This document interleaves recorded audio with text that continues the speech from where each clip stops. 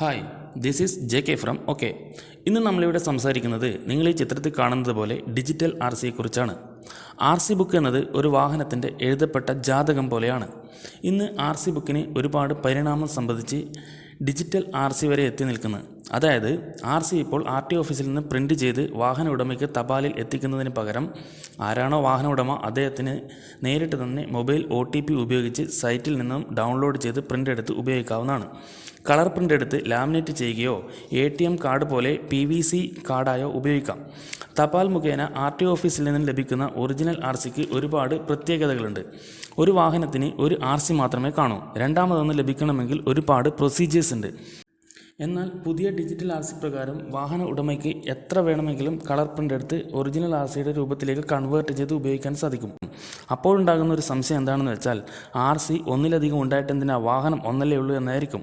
എന്നാൽ വാഹനം പ്ലെഡ്ജ് ചെയ്ത് ലോൺ ചെയ്യാൻ തുടങ്ങുമ്പോഴാണ് ഇതിനൊരു പ്രശ്നം കാണുന്നത്.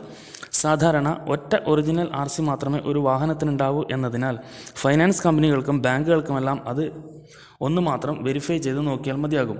എന്നാൽ ഇപ്പോൾ ഏതാണ് ഒറിജിനൽ ഏതാണ് ഡ്യൂപ്ലിക്കേറ്റ് എന്ന് തിരിച്ചറിയാൻ പറ്റാത്ത അവസ്ഥയാണ്. ഞാൻ ഈ സംശയം 1-2 RTO ഏജൻറ്റുമാരുടെ ശ്രദ്ധയിൽപ്പെടുത്തിയപ്പോൾ അവർ തന്നെ കൈമലർത്തുകയാണ്.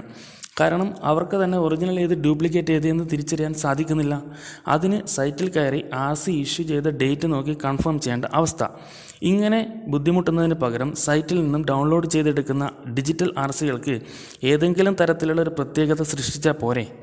ഉദാഹരണത്തിന് നോർമൽ RCയിൽ നിന്നും വ്യത്യസ്തമായി ഫോണ്ട് ചേഞ്ച് വരുത്തുക, വേറെ ഏതെങ്കിലും കളർ നൽകുക, അങ്ങനെ എന്തെങ്കിലും. ഇപ്പോൾ നിലവിലുള്ള കളറിന് പകരം മറ്റേതെങ്കിലും അട്രാക്റ്റീവായ കളർ ഉപയോഗിച്ചാൽ ഡിജിറ്റൽ RCയും ഒറിജിനൽ RCയും വളരെ എളുപ്പത്തിൽ തിരിച്ചറിയാൻ സാധിക്കും. ഇത് ഒരുപാട് ലോൺ ദാതാക്കൾക്ക് ഉപകാരമാകുകയും ചെയ്യും. ഫ്രോഡ് നടന്നത് തടയുകയും ചെയ്യാം. എന്താണ് നിങ്ങളുടെ അഭിപ്രായം?